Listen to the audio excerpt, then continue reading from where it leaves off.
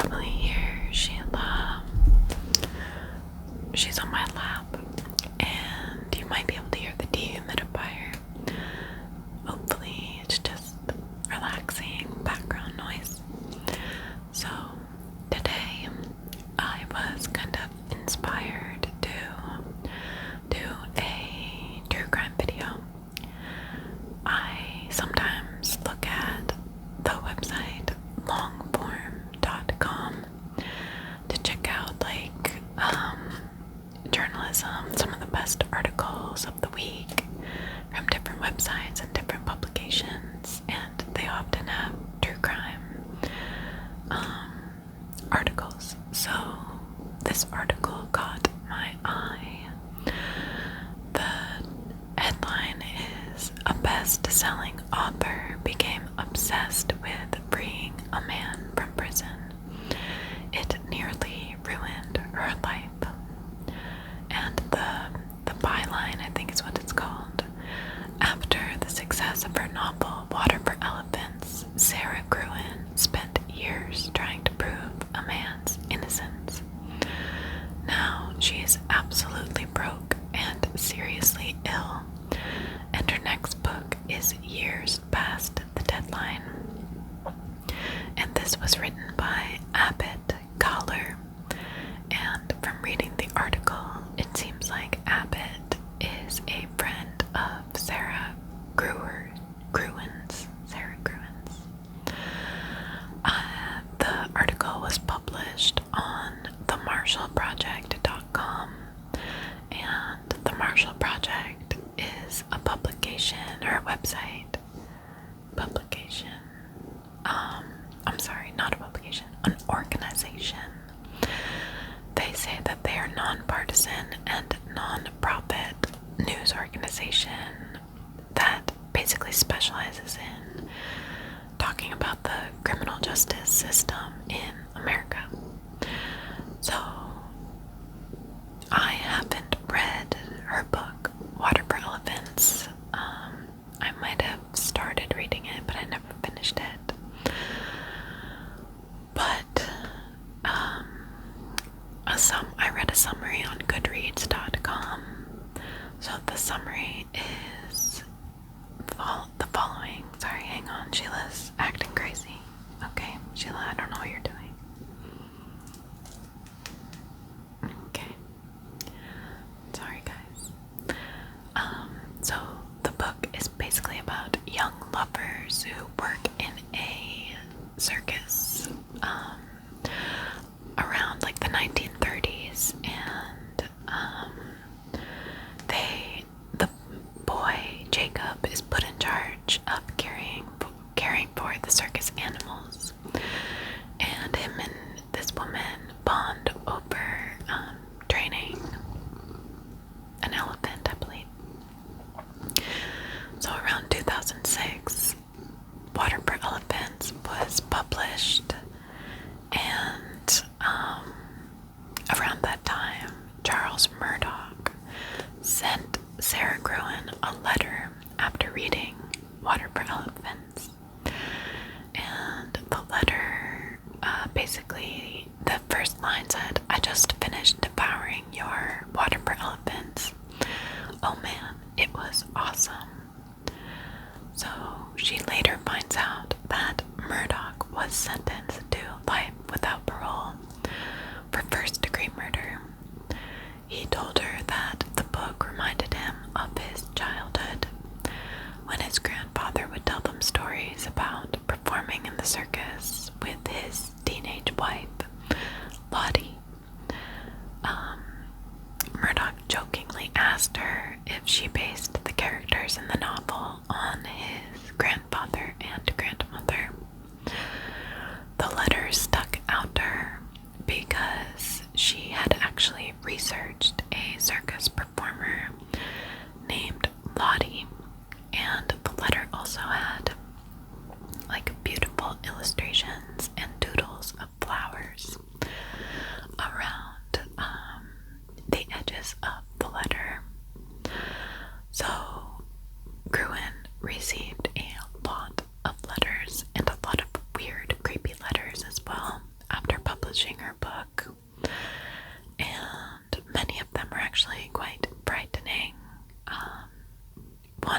became obsessed with her.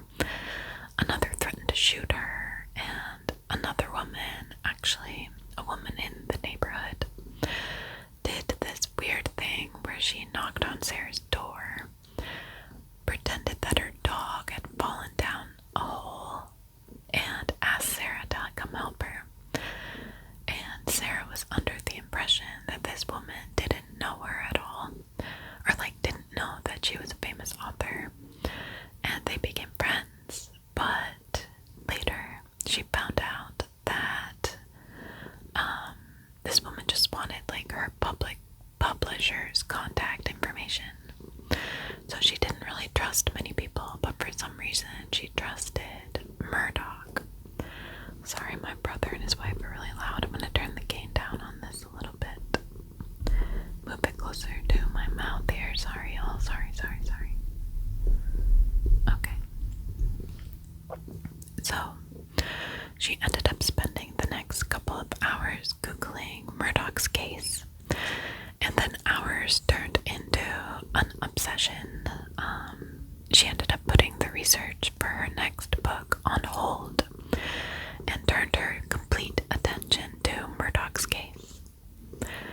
She found that his case was extremely complicated, and the investigation was held together by a coerced confession, and the trial was not fair at all, with sketchy witnesses and suppression of important evidence.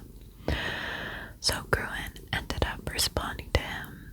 She sent him a letter with a package containing signed copies of all her books, and a note that said, "May justice finally prevail." But she said that she instantly regretted that, because she realized it was very unlikely that justice would prevail at all. So, since 2016, this is a quote from the article, she has been in a perpetual state of emergency. She has borrowed against her house. She's had death threats, which forced her to flee her home for months. Her health declined mysteriously and with terrifying speed. And as Sarah's friend of nearly 20 years, I worried that she might die, or that if she lived, it would be as an incomplete foreign version of herself, one incapable of coherent conversation, let alone of writing books. So, as Sara started researching Murdock's case, she realized that he had quite the rap sheet. He wasn't, a squeaky clean guy. The rap sheet was over 6 pages long, and in Long Beach, California, during the 80s, he became known as the Baskin-Robbins Bandit for holding up ice cream stores, although he insisted that the revolver was never loaded. He usually would pick locations that had high school students working there so that they wouldn't give him too much trouble. They would just give him the money.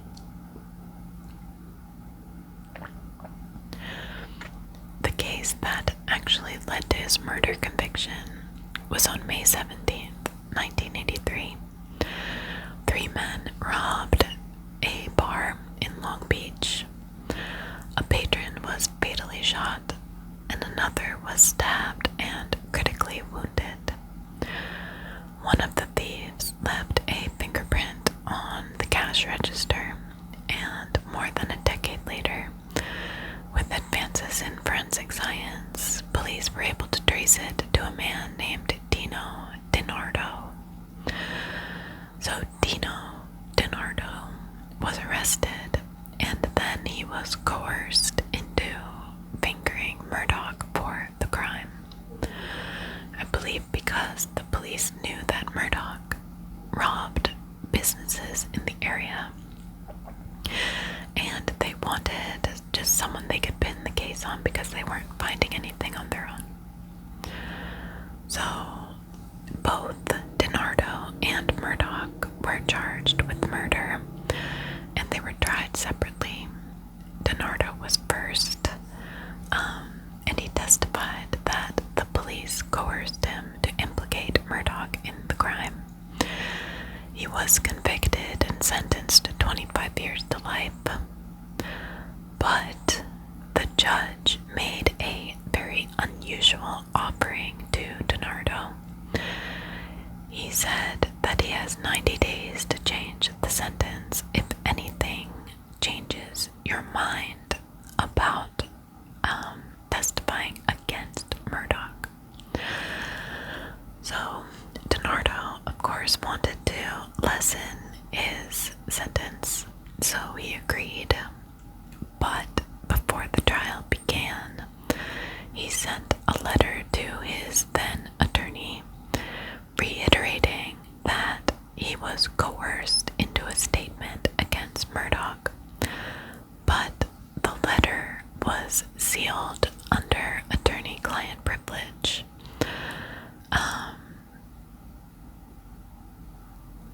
So the letter basically said, I don't actually know Mr. Murdock. I do know his brother, and I did not commit any crime. DiNardo went on to become the prosecution's key witness, but the jury never learned of the letter's existence. Murdock was accused. Sorry, my hair is like really a mess. I got a haircut and I don't really like the way it looks right now. But that's okay. Hopefully you're not looking at the screen, you're just listening. So DiNardo went on to become the prosecution's key witness, but the jury never learned of the letter's existence. So Murdock was convicted to first-degree murder and sentenced to life without parole, and DiNardo's sentence was reduced to 12 years, and he only ended up serving 5 years. So Sara Gruen received Murdock's letter after the Court of Appeal upheld Murdock's conviction, and the state's Supreme Court had denied his petition for review, and a federal petition to the district court was dismissed, so basically he was screwed. Gruen and her husband believed that because Sara was famous that she could help this guy out, help him get out of prison, because she believed that he was innocent. So Sara and Murdock became very close and corresponded often.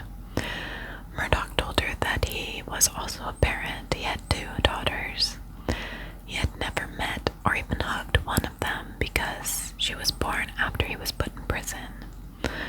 He grew up in the U.S. Army housing projects on the edge of Long Beach, close to Compton, and claimed that his mother basically told him that she should have had an abortion.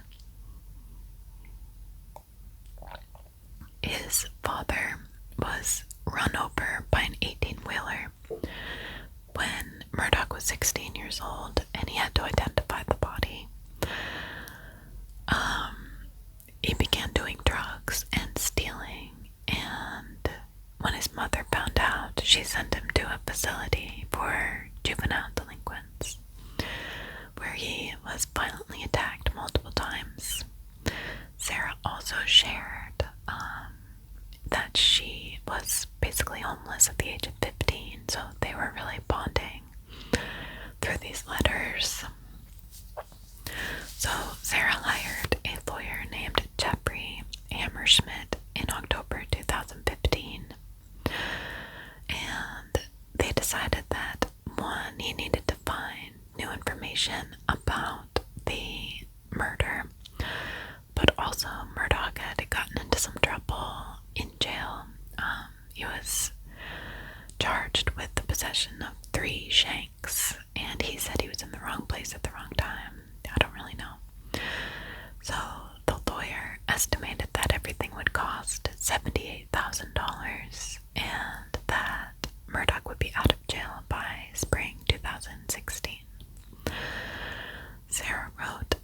initial $7,500 check and then agreed to pay $20,000 a month for this lawyer. She transformed her office into like an investigation room. She had over 10,000 pages of transcripts and records that hopefully would get Murdock out of jail. So of course, she was completely obsessed. She found that there was no physical evidence linking him to the shooting, that the bar's stabbing victim, who had testified against Murdock, admitted to being so drunk that he couldn't even recall being attacked, and he was not shown any pictures of possible suspects in the immediate aftermath. There was another witness named Diane Spence, who was a bartender. She had been shown a photo of Murdock right after the robbery, but didn't recognize him. But then, 12 years later, she confidently identified him. Sara ended up visiting Murdock for the first time on November 2nd, 2015, and it gave him a ton of hope, and she likened it to meeting her son for the first time, or her children for the first time after they were born. So, spring 2016 came and went, and she had already spent over $76,000. So she fired the lawyer, and then hired a whole new team. So she hired Robin Sachs, who was a former prosecutor in the LA District Attorney's Office, Stephen Grapp Levine, who previously worked for the California Supreme Court and had worked on high-profile cases involving Paris Hilton, Phil Spector, and Michael Jackson, and also hired a private investigator named Luis Bolaños, who was just a very good private investigator. So she agreed again to pay $20,000 per month. At this point, she had already spent $250,000 on Murdock's case and had refinanced her house.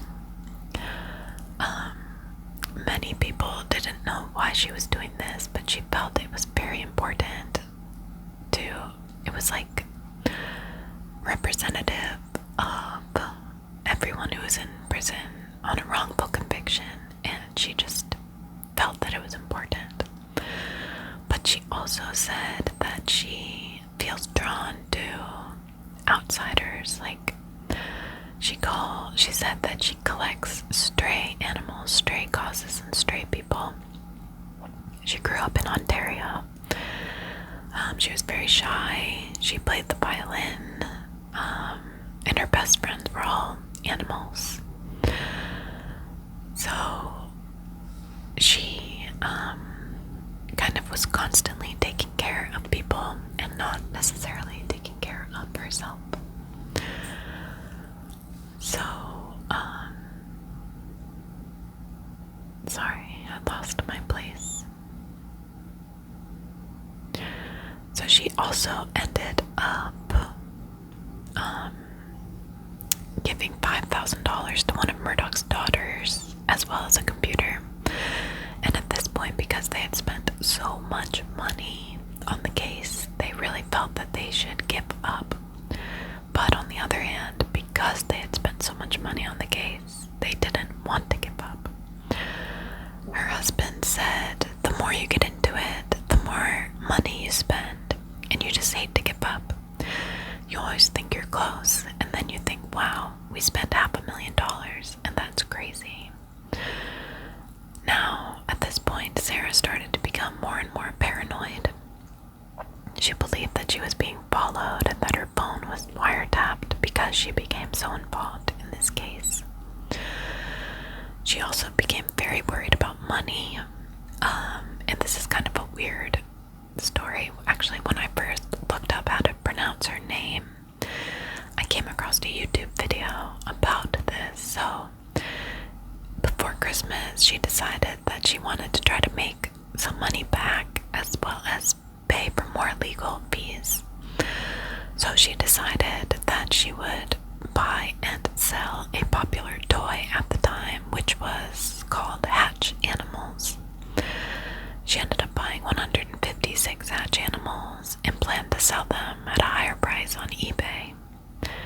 But when word got out about what she was doing, she was crucified. Like, the YouTube video I came across was like a news story about how she was an evil Grinch who like bought up all the toys to make money off them. So after this, she started to receive death threats and rape threats. She did end up selling all of the hatch animals, but only made $6,000. But the threats completely destroyed her will.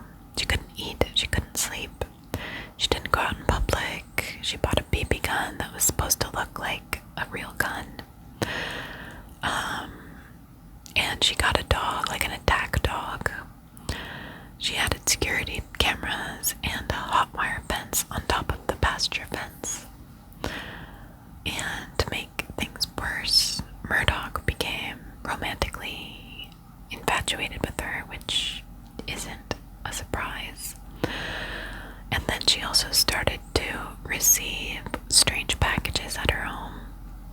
One had a bright blonde wig with 4 inches of dark roots, which is random. She got a Trump-style American small t-shirt, and she didn't really know what it was all about. Sorry, I'm hungry. One day, while she was walking her dog, she also noticed a couple people watching her. So she told her legal team about all of this, and she ended up moving to her father's condo, but realized that her name was on the lease, so she didn't really feel safe anywhere. In March 2017, the legal team finally tracked down one of the witnesses, and they found that this witness was actually, this is the bartender, the woman who was a bartender. They found her at a psychiatric hospital, and they found out that she had paranoid delusions, bipolar disorder, bipolar psychosis, and schizoaffective disorder, which she had exhibited from the age of 11, meaning that her testimony could not be counted on, and this gave Sara some hope. Also, they got a documentary deal, and the documentary agreed to pay for the legal fees as long as a network picked up the show.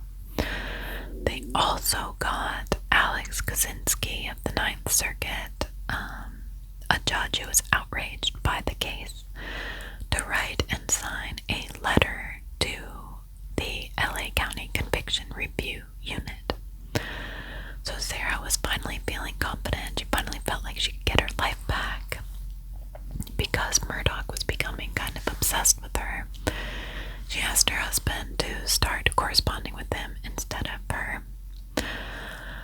But 5 months later, so she started working on her new book about the Orient Express. But 5 months later, she found out that Murdock had tattooed his wrist with her name.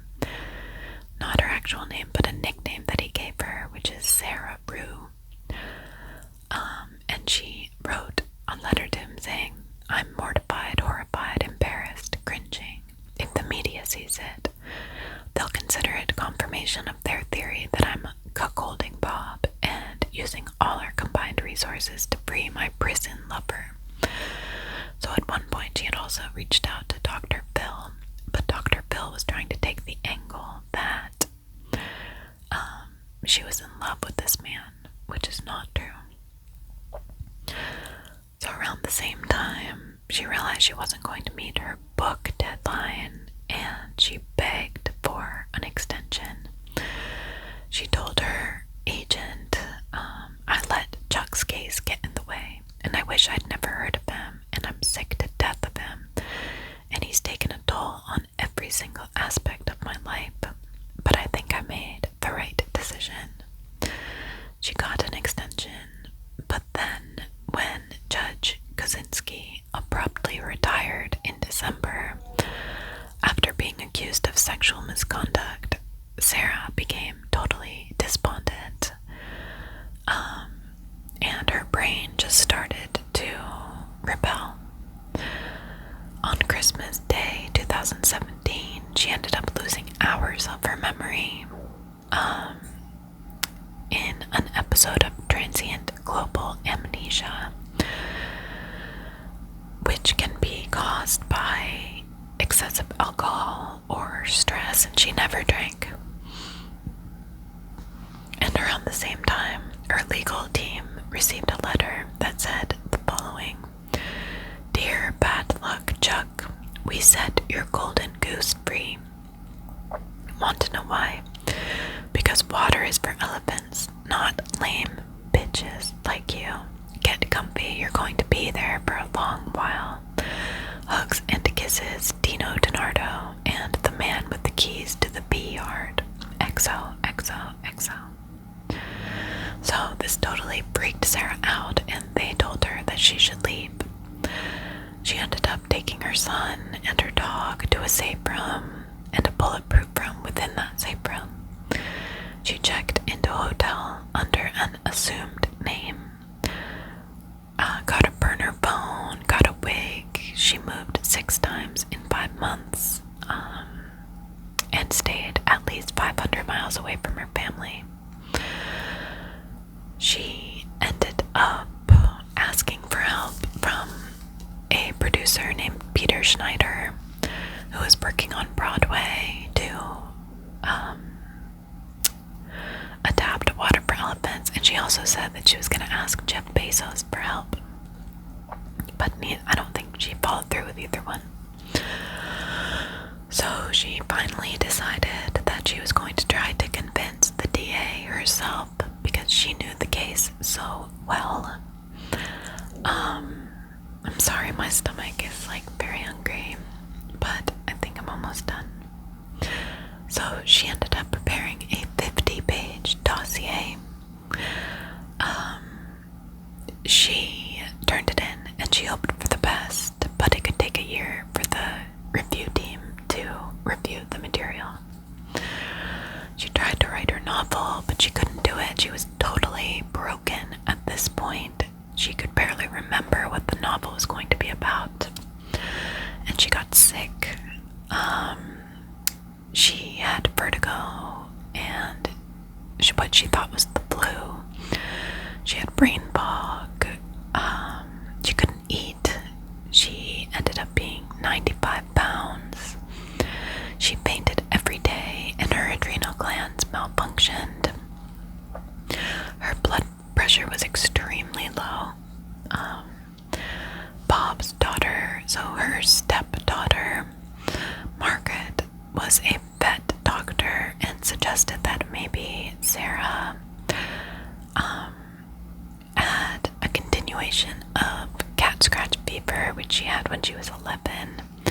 But either way, it was all exacerbated by stress. I don't know if I said that word right. Exacerbated by stress. She was on all kinds of medication and really couldn't eat. She just felt super sick. So, still, to this day, there were no developments on the case. This past fall, after 5 years of Sara's efforts and numerous delays and cancellations, her legal team had their meeting with the LA County's Conviction Review Unit. Bob took Sara's place on the Zoom call, explaining that she was too sick. So that amounted to nothing. 6 months later, Sara is still waiting for Murdock to get justice. She, because of the pandemic and because she was sick before the pandemic, it's been 3.5 years since she's been out socially. She recalls her last trip grocery store vividly a long, long time ago. But progress on Murdock's case has been stalled indefinitely. The pandemic has limited the conviction review unit's ability to investigate. Levine passed away. Someone on the legal team passed away in in February of this year. So they spent so much money, so much time, and her health was on the line, all for this man. She feels very conflicted about it. Some days she wished she had never heard of him, and how much easier life would be without him, without the stress and expense of the case. But on other days, she thinks about the first letter from him and allows herself some hope, and she hopes someday that justice will prevail. And maybe with this article that was written, something will come of it. This is such a crazy story. I cannot believe how much this woman gave up